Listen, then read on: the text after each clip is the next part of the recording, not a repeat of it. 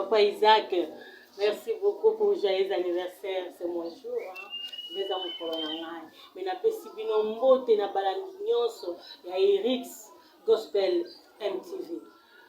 Lyrics Gospel MTV ezali émission na bino ya mikolo nyonso. Di lundi au samedi boko banda ko yamba biso na kacha bandako na bino. Bino bakolo loyembo. Soko na loyembo na yo lingi eleka na kati ya émission na biso benga biso na numéro oyo komami na etando ike po to yamba yo pe to zwa loyembo na yo to interpréter yango. Parce que bato bazo pesa d'interprétation belé ya baloyembo. Biso to yeko pesa loyembo ndenge yembami, ndenge ezali liteya, ndenge pezali lo sango pe ndenge ekomami. Soko bona na kati ya générique na biso bokomona biki na lokasa ezokoma. So botelinga na maboko na makasa na maboko na ngai akokomela yango ona kolesa minute oto zoloba eza oye komami. Ce qui est écrit hein, oye komami ekomami. Eloko ni tobongiseli bandeko na biso mokolo ya lelo Papa Isaac. Merci maman mami pour la maloba lisusu. Mokolo ya lelo tobongiselaki bana na Nzambe morceau ya pasteur Moïse Mbie okosinga ite. Parce que les analytés à mingi na nzembo oyo on moli mo santo asungaki biso tant que toujours travailler to lingaki to partager ngona bandeko bezala pour la bénéfice pe ya libota na Nzambe. OK. Surtout le yembo nyonso komami eza poussé par le Saint-Esprit que les hommes parlent de la part de Dieu. Parce que pasteur Moïse Mbie etanga banako koma le yembo na kaniste kazaki na verre à vin to avandaki na kati nganda moko boy to na bisika moko boy ya mabe kwa koma le yembo. Alors akotaki na kati mozindo lo sambo de Saint-Esprit atindi akoma le yembo. Biso tozolo ba oyo molimo na Nzamba azotindika na kati iloba na Nzambe. Alors c'est poussé par le Saint-Esprit que les hommes parlent de la part de Dieu. Alors sans plus tarder, tous les canaux yembo.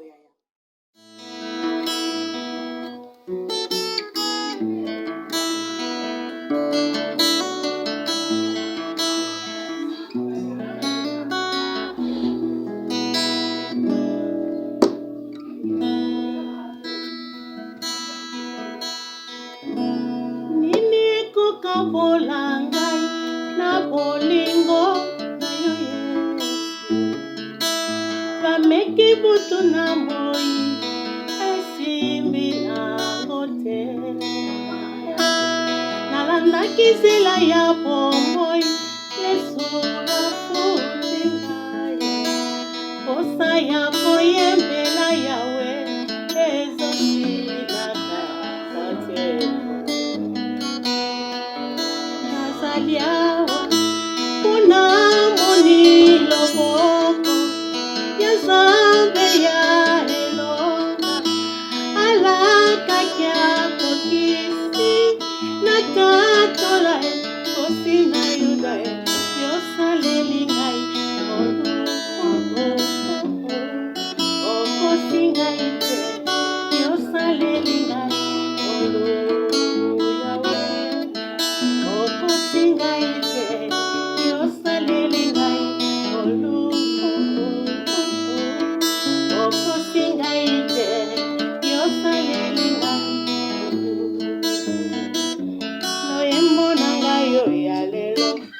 ya mawate ya esengo ezoka wisati nga moko shepa merike usaha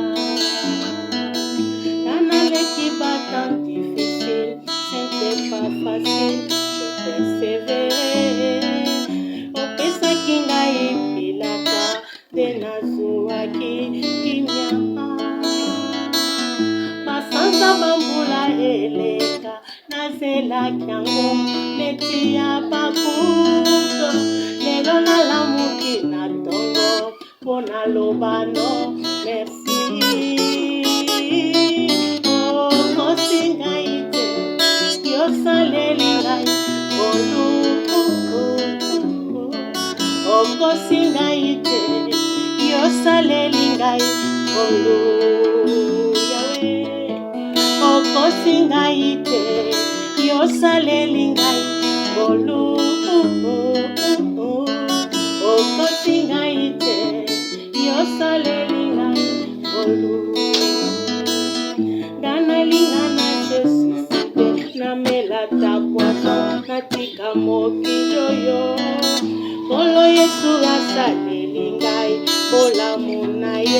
Osana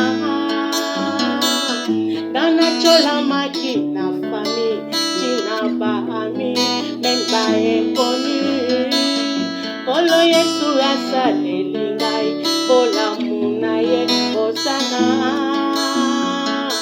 Tikanga na lega mopepe Na pola ki deja Papi ankunda yaya Kolo Yesu asekwisi ngai Je suis revivant, je suis là Yo kosinga ite Yo saleli ngai Bolu Yo kosinga ite Yo saleli ngai Bolu Yo wakinga ite Yo saleli ngai Bolu Yo boyinga ite Yo saleli ngai Bolu Yahweh Yo wakinga ite Yo saleli ngai Bolu Yo wakinga ite Yo saleli ngai Bolu na yo Yo boyinga ite Yo saleli ngai Bolu. Merci. Tolekina partie na biso ya explication ya loyembo. Tobaki tokolimbola loyembo ndenge mokomi akomaki yango. Tokobakisa eloko te mpe tokolongola eloko te parce que akomaki yango bongo. Alobi nini ekokabola ngai na bolingo na yo nzambe. Bameki butu na moi esimbi te. Ye alandaki nzela ya bomoi Yesu afuti. Alobi posa ya koyembela nzambe ezosila te na kati ya papa Moïse mbi. Posa ya koyembela nzambe ezosila te na kati ya bomo ya Sœur Manu Bambi Mukalai. Posa ya koyembela nzambe ezosila te. Alobi lisusu alobi loyembo na ye ya lelo eza ya mawa te. Eza ya esengo. Alobi ezokamwisa ta ye moko po ameritaki yango te. Abi je n'ai pas mérité tout ça.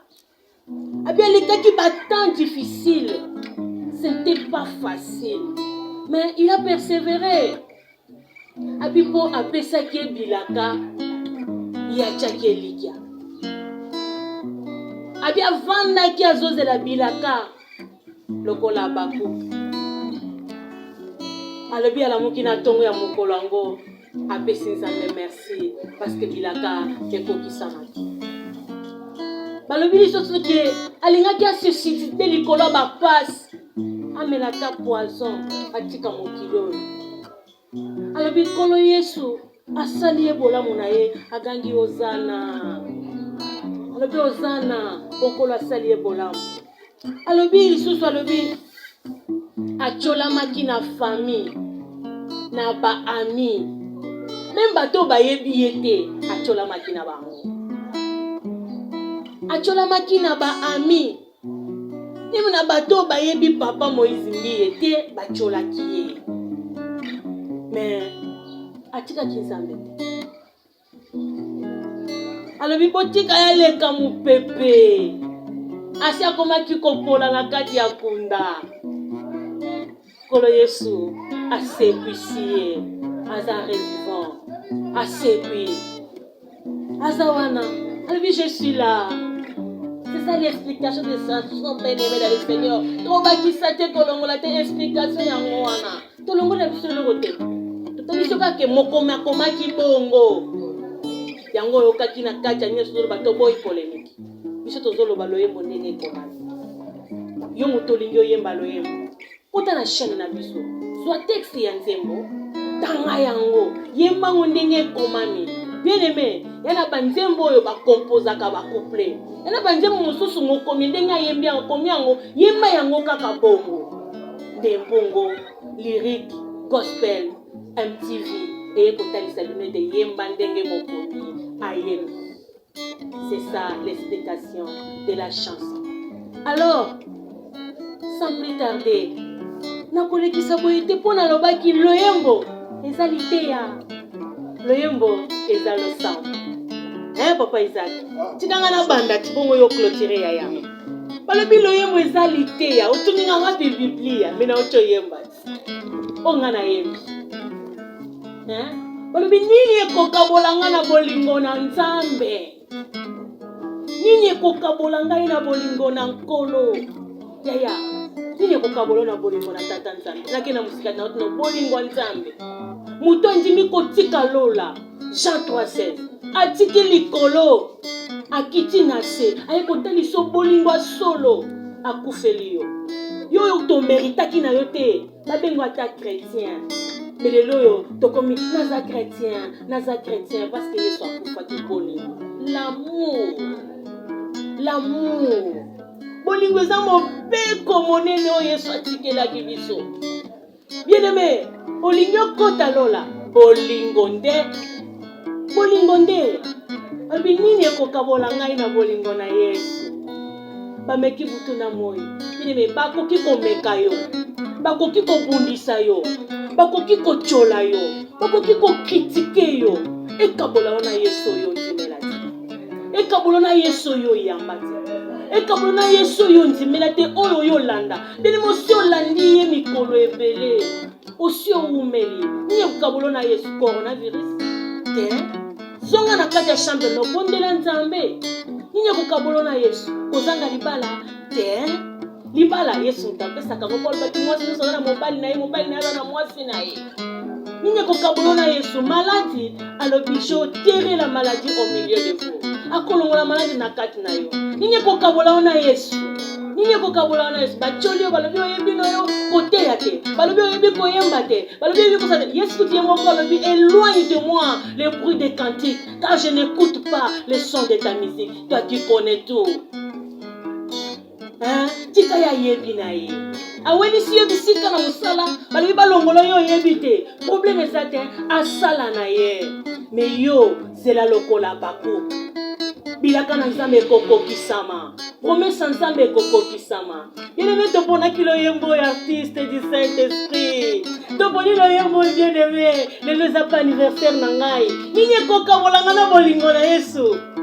Faites malamu ezali pema ya bomo yo Yesu apesi yo.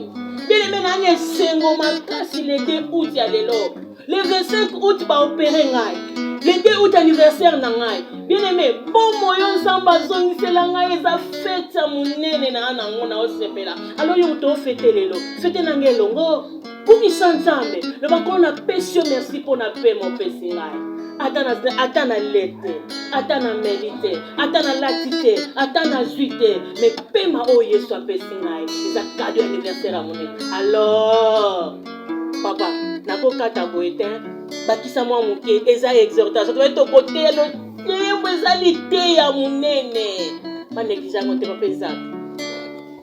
Merci maman Mami pour la parole. Ngai lo kotutinga na zembo yo. Eza le refrain ezali kosingaite osalinga ngulu. Nzamba kosala te. Nzambe lolobi aza mwana moto te po akosa. Sadi maloba na nyonso yango akokisaka ngo na kati ya bomo ya bato. Amen. La grâce c'est Jésus. Ngolu o toza nango lelo eza Yesu. Donc Yesu azawana pour kotalisa biso bolamu par rapport ya ngolu na ye. Amen. La chanson zoloba na lingaki na me suicider ba makambo komela nga na vie parce que la grâce ezalaki wana lokuta ya Nzambe monanité asali ngolu donc oba na Nzambe fo basimba zake Nzamba akosaka te. Amen. Ngolu na ye eza wana pour ko accompagner pomo ya moto kino ya kuzo. Balandi na biso ya lyrique Gospel MTV. Tokomi na suka ya émission na biso ya journée ya lelo. Na cause la ingratité, na cause ko remercier balandi na nga nyonso balandaka ngai. Bao nyonso balandaka mama Mami Mukalai na Gospel MTV. Na pesi bino merci. Na pesi merci ya liboso na réalisateur na biso David Mukalai. Na pesi merci na coach na ye, ingénieur Papi Mukalai, le cerveau électronique. Na pesi merci na balandi na ngai o balandaka ba fidèle na ngai l'ingénieur Jipekis napesi mbote na maquillère na ngai ya Enis Mokalai na coach na ye Tantine Lydia Kabala balandi na ngai ya Gospel MTV napesi mbote na bandeko nyonso balanda nga na musika olingi natanga yo mebenga ngati peut-être kombo ekokimanga boza tellement ebele benga ngai nakotanga yo mpona yebike mokili mobimba elanda mama Mami Mokalai. Alors napesi mbote na mama na biso Yvonne Jaël mama mbote no yango wana topesi mbote na mama José Kiss wana balandi na ngai ya sur na bosani te Shadrach